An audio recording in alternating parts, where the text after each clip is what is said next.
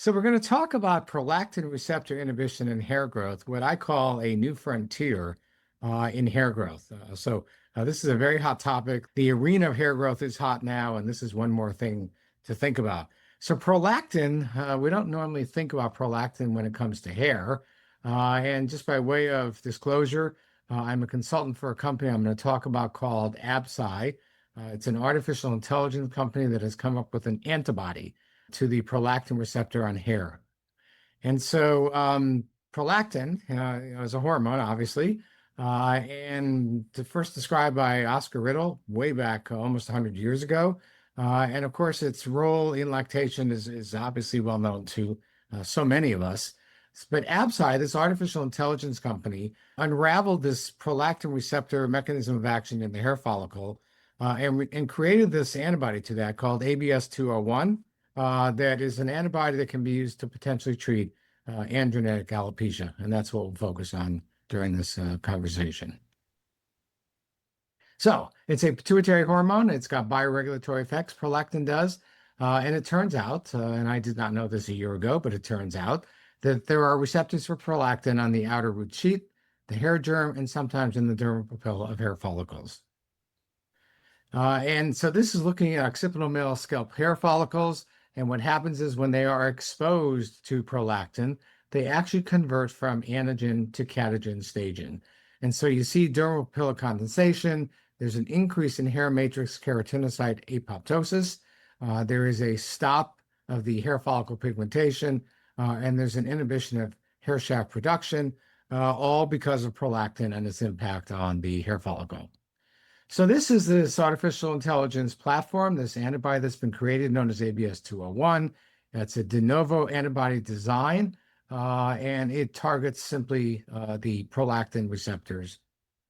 So AbSci, it's a biotechnology company. This is an investigational antibody. And as I said, it does block prolactin receptors, the signaling process in hair growth. And it's currently being investigated now in phase 1. In Australia, and over the course of the next year or so, phase 2 and hopefully phase 3 in the US. So it certainly is a safe, innovative alternative to current treatment options. And as I said, if you take catagen on the left and you then expose catagen hairs to the antibody, lo and behold, anagen occurs. And anagen occurs for a long time, 2 to 6 years. And I'll get to where that comes in toward the end of the talk. But what this antibody can do is it can promote long-lasting effects even after the treatment stops because anagen is so long, and it can also restore hair pigmentation. Studies in mice and humans now have shown that high levels of prolactin can inhibit hair shaft elongation and induce premature catagen regression of hair follicles. And as I said, what's happening then is you convert anagen to telogen hairs, which is, of course, not what we want. And that's what the antibody is here to stop. It turns out there's a large amount of literature in terms of prolactin and hair growth. It's not something that has been in the dermatologic space, but this actually is not new. So this is a new look at hair growth, a novel drug creation. We're talking about a common problem, of course. Hair loss is associated with significant psychological distress in many, particularly younger males, as well as women. 48% of patients with androgenetic alopecia would like some sort of treatment. Some let their hair go, as I did, but others try all kinds of things. And, the treatment landscape, I think we're all familiar with. There are all kinds of topical and oral therapies, topical minoxidil, oral nutraceuticals. There are non-surgical therapies, whether it's PRP or low-level light, and of course, surgical therapies, follicular unit extracts, as well as robotic surgery. A common problem, 80 million Americans live with this, whether it's male pattern, 50 million men in the US have it. There are only 2 FDA-approved therapies. You know what they are. They are topical minoxidil and oral finasteride. Oral minoxidil, which is commonly used by a lot of people, is not FDA cleared for this purpose. It's actually FDA cleared for blood pressure. Female androgenetic alopecia, only 1 FDA-approved therapy for women. And again, in this case, it's topical minoxidil. Another common problem. So we've got poor existing treatments, really no FDA-approved treatments that go to the underlying problem, and a significant underserved population looking for something better. So prolactin receptors as a therapeutic target for hair regrowth, as I said, this receptor is involved in hair growth, and prolactin itself causes conversion of telogen to catagen. This is included in all species, including humans. Prolactin receptor antibodies then are going to stop that conversion to telogen. So there's this rationale for a selected inhibitory profile, which has not existed before.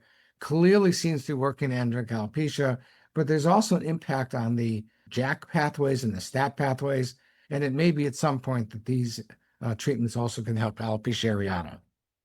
So here you can see the catagen, and you've got the antibody to it, which puts things back into anagen rather than leading to hair loss. And so the antibody has the potential to shift dormant catagenic hair follicles to the anagen phase, leading to active new hair growth and a prevention of telogen effluvium. You can see long-lasting effect after treatment cessation, and as I said, hair pigmentation. So, what do we have out there? It's really a new category of durable hair regrowth therapy. Oral minoxidil certainly doesn't give a long, significant hair growth efficacy. You got to take it every day. It would be nice to have multi-year efficacy. You'll see there's a favorable safety profile here. And the way this is playing out so far in the early human studies, it's roughly 2 to 3 sub-Q injections over the first 6 months. And then because anagen is so long in the scalp, it's a repeat of this every 2 to 3 years with an injection that's much like the GLP-1 agonist, but certainly not given as often. And so what we have is we're going to shift the balance in the hair cycle toward the anagen phase, leading to active new hair growth. The effect will last for quite a while, as I said. Market research has shown there's a huge interest in this antibody, both men and women, large study, over 600 people, diagnosed androgenetic alopecia. And, what they're concerned about is hair loss. They're concerned about the psychosocial impact of hair loss. They've got access to the current regimens. Nobody's happy. And they're willing actually to pay a top premium if they have something that they don't have to do very often. So earliest studies were done in rodents and mice. And here you can see on the left the prolactin receptors being stained in those hair follicles. And the prolactin receptors are localized in the hair follicles, and prolactin is going to hit those.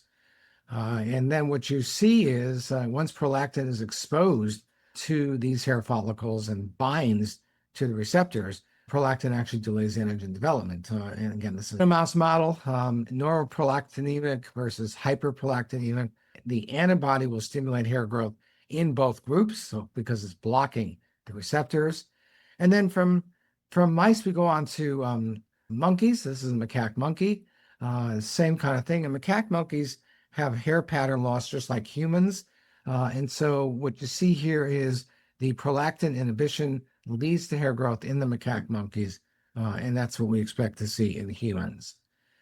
And then finally, in humans, looking for the same receptors, it's very clear that those receptors do exist in the follicles, and the regression of hair growth will occur because of prolactin, and that leads to the cessation of pigmentation and the diminishment of the actual hair matrix volume. The way the antibody works is it reduces K15 plus cell apoptosis that's induced by prolactin in the hair bulge, and also the antibody increases the proliferation of the K15 stem cells. The antibody not only prevents prolactin-induced reduction in the key anagen maintaining growth factor, IGF-1, but it also stimulates its intrafollicular production. The same antibody significantly restores prolactin-induced reduction of another key antigen maintaining growth factor known as FGF7, and that also stimulates hair shaft production. So what you're seeing here is actually a mechanism that directly impacts on the hair, rather than the way minoxidil works, which is to increase the blood supply. Finasteride is an anti-hormone, if you will. And so this is really a direct effect on the hair. It turns out that it is an extraordinarily safe drug.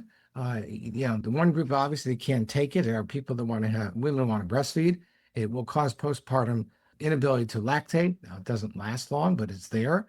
Otherwise, there seems to be no effect on fertility, no effect on erectile dysfunction, normal breast development in menses in women, normal serum electrolytes and hormone levels. and no reported abnormalities in that hypothalamic pituitary axis where prolactin comes from. And lastly, looking at all kinds of electrolytes and hormones, you can see, the chemistries are perfectly normal when this is given, and there's no effect on hormone levels except for prolactin. So in the end, we've got something new and exciting very early, something to think about. Prolactin receptor inhibition in hair growth. This certainly is a new frontier.